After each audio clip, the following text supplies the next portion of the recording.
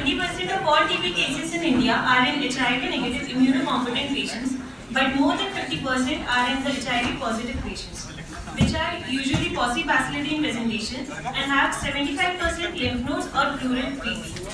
Extrapulmonary TB occurs in all age groups, but incidence is comparatively higher in children and young adults. Extrapulmonary TB is itself a challenge to diagnose, but the question is why. It is due to mainly lack of uniform treatment, variable presentation, drug resistance, and comorbidity and paucibacillary nature. But the major questions raised for the formulation of Index TB guidelines are as follows. Use of tuberculin skin testing, the role of gene expert in diagnosing EPTB, the role of other PCR-based tests in diagnosis, empirical treatment of extrapulmonary TB in the absence of laboratory diagnosis, including therapeutic trials and the use of corticosteroids, the duration of anti-tuberculosis treatment in terms of clinical parameters prompting extended treatment, revised diagnosis, or consideration of drug resistance. Index TB guidelines is based on main three questions or three criteria. First is the use of gene expert in MTB, rifampicin resistance in diagnosing extrapulmonary TB, the use of corticosteroids in extrapulmonary TB, and the duration of treatment in extrapulmonary TB. Use of gene expert. In lymph node TB, it is an additional test to conventional smear microscopy, culture, and cytology in FNAC specimens. It is used for quick diagnosis, reduce stigma from overdiagnosis, and rifampicin resistance. In TB meningitis, it is an adjunctive test for TBM. A negative gene expert does not rule out TBM completely, and the decision to give ATT should be based on clinical features and CSF profile. In case of pleural TB, gene expert should not be routinely used. Use of steroids. In patients with TBM in HIV-negative patients, use of steroids is recommended, and the duration of treatment should be at least for 4 weeks followed by tapering. But in case of HIV-positive patients, steroid may be used where other life-threatening opportunistic infections are absent. In cases of TB pericarditis in both HIV-positive and negative patients, use of steroids is recommended for both, and in pleural TB, it is not routinely recommended to use steroids. The duration of treatment. 6 months of ATT standard first-line regimen, 2 HRZD, that is isoniazid, rifampicin, pyrazinamide, and ethambutol is recommended for peripheral lymph nodes, 6 months for abdominal TB, and the cases of TB meningitis should be treated with standard first-line ATT for at least 9 months. Now we start with systemic extrapulmonary tuberculosis. In cases of ocular tuberculosis, it is very rare but causes visual impairments in up to 40% of cases, and it often has no systemic TB symptoms. When to suspect? A patient presenting with uveitis and symptoms of red eye, blurred vision, photophobia, floaters, and pain. Diagnosis is made on the basis of chest X-ray CT, and HIV testing is done in all patients. Ocular imaging, PCR, but the negative tests do not rule out tuberculosis. Treatment is standard first-line regimen given for 6 to 9 months of duration. Steroid and immunosuppressants can be used, but the main aim is to preserve vision and control inflammation, and early treatment is key in preventing vision loss. CNS tuberculosis. TB can cause meningitis, cerebral and spinal tuberculoma, myelitis, and arachnoiditis. And CNS TB accounts for almost 1% of all EPTB cases, which has high case fatality rate, and leaves long-term disability. TBM is a medical emergency. Early treatment saves lives. The patients who should be investigated for TBM are any patient with clinical features of meningitis in the form of fever, headache, neck rigidity, and vomiting, with or without altered sensorium and associated focal neurological deficits for a period of 5 days or more.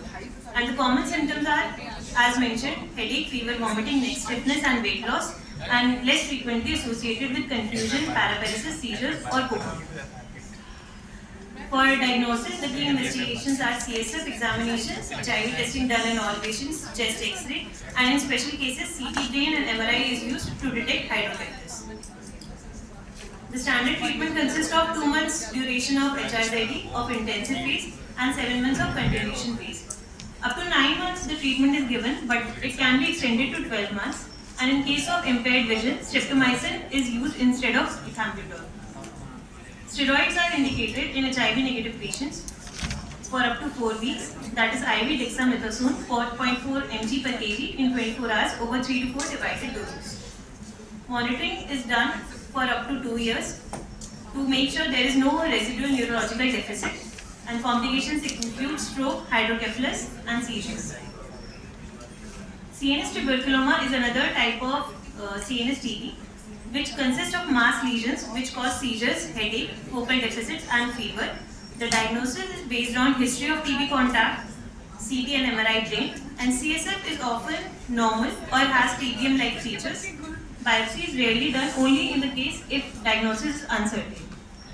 Differentials include neurocystic sarcosis, brain abscess, metastasis, glioma, and demyelination, and the treatment is 9 to 12 months of ATT. Head and neck TB. Head and neck TB consists of 10 to 15% of all extrapulmonary TB cases, with majority being cervical lymph nodes and in less than 1% extranodal head and TB. The most important differential that we need to distinguish is malignancy. Key presentations include hoarseness of voice, dysphagia, in cases of ear involvement, painless discharge and hearing loss, painless oral ulcers, tonsillar ulcer, obstruction, and rarely can present as a swelling also. Basic tests include chest X-ray, HIV testing, and biopsy in case of ENT lesions, which is further sent for histopathology, AFP stain, and culture. Additional tests such as FNAC and CT and MRI are done in selected cases only. Treatment consists of 2 months duration of HRZD and 4 to 7 HRE, 6 to 9 months, and there is no rule of steroids. Surgery is only indicated in cases of complications, facial nerve palsy, and abscess. Lymph node TB or TB lymphadenitis is the most common extrapulmonary TB in India, up to 35% of cases. It may occur alone or associated with pulmonary TB. Patients who should be investigated in presumptive peripheral lymph node TB are those with lymph node size more than 1 cm, neck, axilla or groin, which are the cervical, axillary and inguinal lymph nodes, associated, may or may not be associated with fever, weight loss and night sweats. Diagnosis is based in all patients. X-ray, HIV testing and FNAC is important. USG or excision biopsy is done in selected cases where the diagnosis is not clear or FNAC has been inconclusive. Sample is collected, lymph node specimen collection. The sample is collected before starting ATT. In superficial lymph nodes, non-dependent aspiration. In deep lymph nodes, image guided. And in abdominal and mediastinal lymph nodes, USG and EBUS guided FNAC is done. GeneXpert is an adjunct to cytology, and diagnosis is based either microbiologically, bacteriologically, and clinically diagnosed in cases of all tests negative, and if there is a strong clinical and radiological evidence. Treatment consists of 2 months of HRZD and 4 months of HRE, and follow-up is done in 4 months. If there are persistent nodes, consider 3 months extension of ATT and biopsy. The important point is, residual lymph nodes does not signify active TB, and one should always rule out malignancy. Pleural TB is mycobacterial antigens in the pleural space, generating inflammation and causing fluid to accumulate. Presumptive pleural TB, a patient with cough, chest pain and shortness of breath, with or without fever or weight loss, and with an evidence of pleural effusion on examination or chest X-ray. This we all know. Rice criteria is used for distinguishing transudative and exudative fluid. In exudative fluid, pleural protein to serum protein ratio is more than 0.5, LDH ratio more than 0.6, and the pleural fluid LDH is more than 2/3 of upper limit of normal serum LDH. The pleural fluid analysis, biochemistry, exudative by Light's criteria, cell count, it is mainly lymphocytic predominant in tubercular effusion. AD levels more than 70 units per liter TB likely, 40 to 70 intermediate, and less than 40 TB unlikely. And one should look for other causes. In pleural TB includes CT chest and sputum if pulmonary TB is suspected. Pleural biopsy is done in selected cases only, which has a higher diagnostic yield. Samples are sent for histopathology and culture and indicated if the diagnosis is uncertain and malignancy is suspected. GeneXpert is not routinely recommended because of low sensitivity, and increased value of AD can occur in lymphoma, lymphoma and RA also. Diagnosis is based on exudative effusion high ADA, and clinical context. Treatment includes of 2 months duration of HRZD and 4 months HRE, intensive and continuation phase. Steroids are not routinely recommended. Clinical improvement is seen in most patients in 2 weeks and effusion decreases by 6 to 8 weeks. Chest X-ray is done after 8 weeks of starting ADT. Referral is not needed in cases of uncomplicated cases, and in case of increase in effusion on treatment, it can be considered as a paradoxical reaction, and one should also rethink the diagnosis. Tuberculosis of the heart. TB infection of the heart most commonly presents as TB pericarditis. It is suspected when patients complain of chest pain, dyspnea, with and without fever and weight loss, and there are signs of pericardial effusion, constriction, and tamponade. Initial evaluation, which is done in all patients, consists of chest X-ray, which is suggestive of cardiomegaly, also known as water bottle heart, hilar lymphadenopathy, pleural effusion. ECG has low voltage waves with E-wave inversion and arrhythmias. Echocardiography is the key investigation which confirms effusion and constriction and detects tamponade, which is our medical imaging. Advanced imaging consists of CT chest and cardiac MRI, which is used to detect pericardial thickening, calcification, lung tuberculosis, and to differentiate restrictive cardiomyopathy. The fluid investigation consists of cell count, ADA, AFB culture, and the microbiological support is done by sputum smear or culture if pulmonary TB is suspected. In condition of emergency, that is cardiac tamponade, urgent pericardiocentesis is done. Diagnosis is based on clinical, 2D echo, and supportive tests, and microbiological confirmation is often difficult. Treatment consists of, again, ATT for 6 months duration. Steroids are recommended in case of pericardial effusion, and follow-up is done after 4 months. Surgery is done in cases of emergency cardiac tamponade, pericardiocentesis is done, and in constrictive pericarditis, pericardiectomy is done. Abdominal TB. Abdominal TB cases makes up 3% of all extrapulmonary TB cases, which causes a variety of presentation relating to the site of disease within the abdomen, stage of disease, and the complications. The most commonly affected sites in the abdomen are gastrointestinal tract, distal to the duodenum, the ileum, jejunum, and the colon, and the peritoneum. The presumptive abdominal TB is a patient with abdominal pain, distension, fever, unexplained weight loss, chronic diarrhea, or an abdominal mass. And the patients who should be investigated are those with abdominal distension, recurrent intestinal colic, dysphagia, gastric outlet obstruction, fever of unknown origin, complex perianal fistula, and persistent discharge. Diagnosis is mainly based on presumptive peritoneal TB. Ascitic fluid examination is done. Serum albumin and ascitic albumin gradient is less than 1.1 with protein more than 2.5, suggestive of exudative nature. ADA more than 39, and AFB culture. USG abdomen suggestive of ascites, lymph nodes, and thickening of the intestinal loop. Biopsy is done for higher yield. In presumptive gastrointestinal TB, ileocolonoscopy is done and along with biopsy, and CT and MR enterography is done also. The treatment consists of 6 months duration of ATT, and referral is done to a gastroenterologist in case of GI, hepatobiliary, and perianal TB. Follow-up is done at 3 and 6 months, and surgery is done in patients with complications. Urogenital TB makes 4% of extrapulmonary TB. It has 3 main types: urinary TB, female genital, and male genital TB. Clinical features are infertility, pelvic pain, dysmenorrhea, and urinary symptoms. And complications are infertility in both males and females, dysmenorrhea, bladder dysfunction, and renal failure. When to suspect? Urinary TB is suspected in a patient with lower urinary tract symptoms for more than 2 weeks, which has not responded to antibiotics, associated with or without fever and weight loss.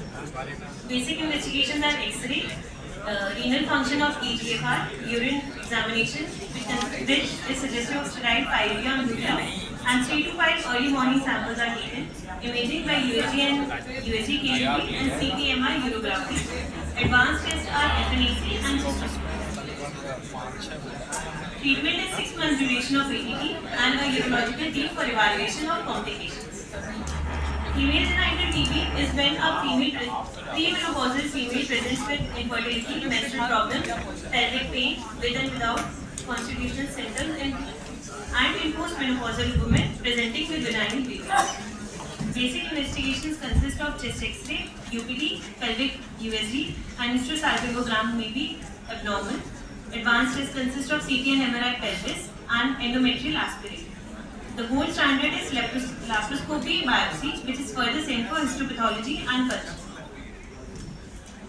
Treatment is again 6 months duration of ADT, and a gynecological assessment is important. The important point is that infertility can be irreversible, but early diagnosis can be used to prevent. Male genital TB, when a patient presents with scrotal pain, swelling for more than 2 weeks, which is not responding to antibiotics, with or without a discharging sinus. Basic investigations, chest X-ray and HIV, renal function and urine test, and imaging is done USG scrotum and USG KP. And diagnostic test is FNAC in case of an epididymal mass, which is sent for AFB culture and cytology, and biopsy in case if the FNAC is inconclusive or malignancy is suspected. Treatment consists of 2 months HRZD and 4 months of HRE.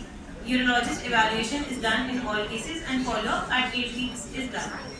Surgery is not routinely recommended and infertility is possible as a sequelae. Spinal TB and other forms of bone and joint TB. It constitutes of 10% of all extrapulmonary TB cases. Spinal TB out of them is the most common and severe form which affects all age groups. Clinical features are chronic pain, deformity, disability. Cervical spine TB can be life-threatening, and spinal TB is the most important form for early recognition. Diagnosis is made when a patient presents with localized back pain for more than 6 weeks, with tenderness on spinous process, with or without fever and weight loss, and signs of spinal cord compression. Severe pain, spinal deformity, neurological deficit is seen late, and in children, failure to thrive, night cries, inability to walk, and use of hands to support head and trunk are important signs. MRI is the key investigation for early diagnosis and to detect cord involvement. X-ray spine suggests late changes, and CT spine is an urgent in selective cases. Biopsy is preferred for culture and histology, and if there is strong clinical evidence, ATT can be started without MRI also. These are certain features in cases of spinal TB, also known as spot spine, fever, constitutional symptoms, back pain and progressive kyphosis, cold abscess, and neurological deficits. Treatment is 2 months duration of HRZD and 10 months of HRE, a total duration of 12 months, which can be extended to 18 months. Close monitoring for neurological deficit is important. Weekly neuro assessment, X-ray every 3 months, MRI at 6, 9, 12 and 18 months is important to prevent complications such as paraplegia and kyphotic deformity. Bone and joint TB can affect any age, with risk factors including previous TB, immunosuppressed patients, HIV, diabetes, CKD and CAD, and on long-term corticosteroids. Clinical suspicion, insidious onset joint infection with pain, swelling and decreased range of motion. When biopsy is not feasible, ATT is to be started empirically if there is strong clinical and radiological evidence. And site-wise features and management are important for early disease detection, and pulse aspirate lymph node FNAC is also sent. Arthroscopy is both diagnostic and therapeutic. In hand, wrist and elbow TB, the features are pain, swelling, decreased range of motion. In later stages, deformity or sinuses can also be formed. Diagnosis is on basis of X-ray and biopsy, and ATT is given for 12 to 18 months. Shoulder pain, same features, and ATT is given for 12 to 18 months, and also in hip TB. Hip TB has 3 stages: synovitis, early arthritis, and advanced stage. And treatment is ATT and traction with and without surgery. In knee TB and ankle and foot TB, ATT and immobilization also are the treatment of choice. Cutaneous TB. It is caused by Mycobacterium tuberculosis, Mycobacterium bovis, and rarely some strains of BCG, and consists of 1.5% of all extrapulmonary TB cases. It is also associated with pulmonary and lymph node TB, common types being lupus vulgaris, scrophulodema, and are more common in children. These are not life-threatening but can cause disfigurement and distress, and often misdiagnosed.